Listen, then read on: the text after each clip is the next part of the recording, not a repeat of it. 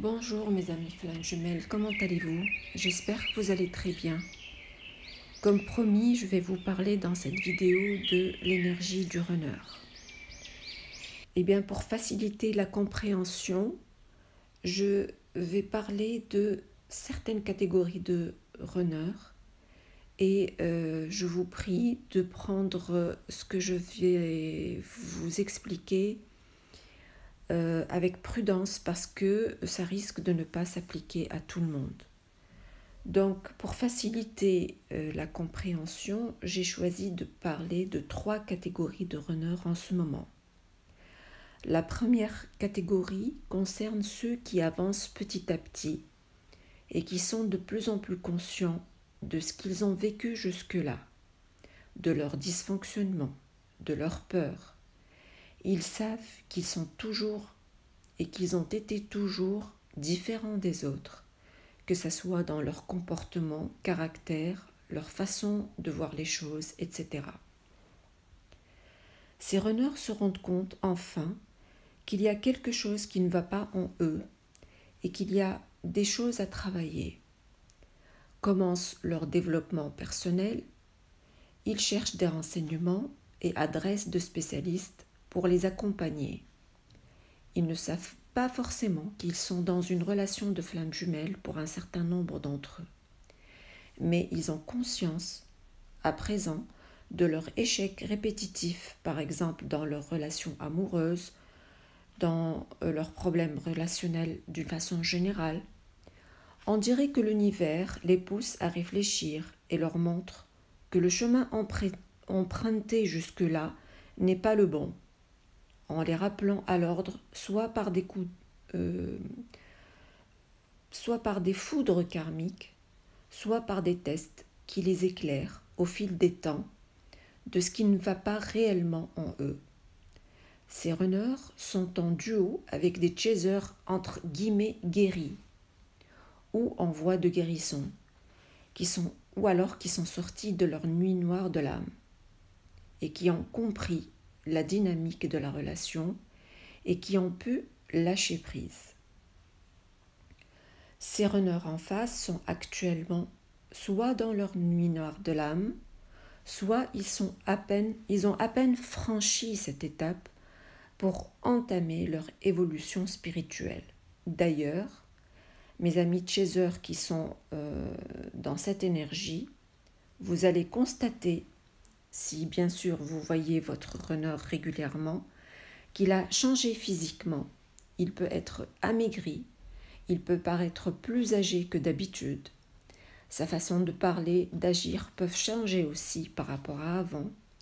Vous pouvez constater qu'il ne s'intéresse plus à tout ce qui est matériel, aux apparences, comme avant.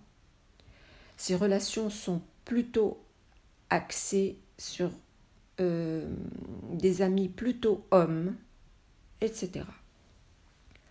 En ce moment, vous les chasers en face de ces runners-là, vous allez avoir beaucoup de chiffres, genre 9, 9, 9, 8, 8, 3, 3, 3, 2, 2, 2, le 11, 11 et bien d'autres heures miroirs.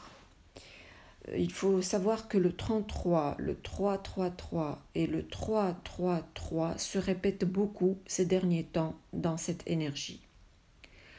La deuxième catégorie de runners, c'est les runners qui oscillent entre cette énergie que je viens de décrire et une autre énergie où l'ego refait encore surface, les empêchant de continuer à évoluer. En fait, ce runner est plutôt dans une énergie on-off, c'est-à-dire il arrive à conscientiser qu'il a un problème à résoudre, mais qui ne peut pas s'empêcher de revenir vers son chaser pour se nourrir de son énergie, car ce runner, dans cette énergie, ne sont pas encore capables d'évoluer seul. Il a besoin de l'énergie de son autre pour être rassuré que celui-ci est toujours là pour lui. Là, en fait, dès qu'il est rassuré, lorsqu'il est en mode on, il va vite revenir en arrière, car ne voit pas la nécessité de faire le travail nécessaire à son évolution. Bien sûr, tout ça est inconscient chez le runner. face à ce runner, il y a un chaser qui tombe à chaque fois dans le piège en croyant que cette fois-ci c'est la bonne pour les retrouvailles ou la réunion.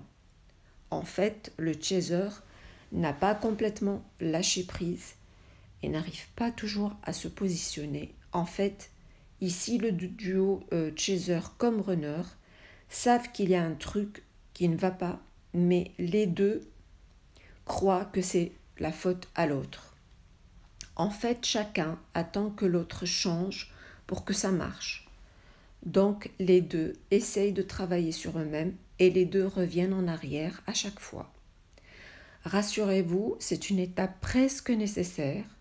Cette étape va pousser les deux jumeaux à arriver à se poser les bonnes questions. Ces chasers peuvent voir aussi des heures miroirs, mais qui n'auront pas la même signification que ceux que je viens de décrire dans la première énergie.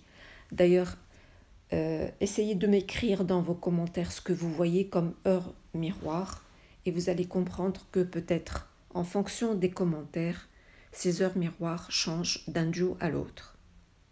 Ah, je viens de me rendre compte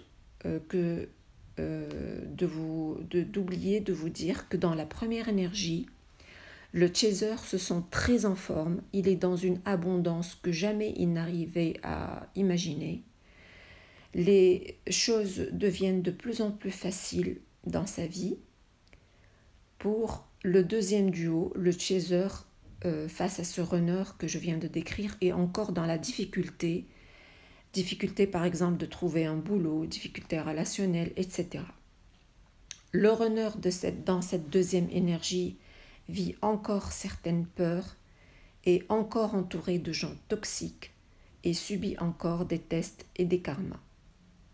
Maintenant, la troisième catégorie de runners, c'est les runners qui sont dans le déni total, dans la fuite totale.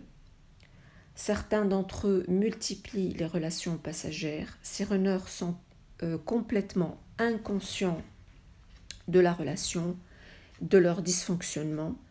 Il y en a même des accros à l'alcool, des drogues, etc. Face à ces runners, les chasers sont encore dans la dépendance affective, dont certains qui ne savent même pas encore qu'ils sont dans une relation de flamme jumelle ou qui n'en ont pas encore entendu parler de cette relation. Voilà mes chers amis ce que j'avais à vous dire. À très bientôt dans une autre vidéo. Merci beaucoup.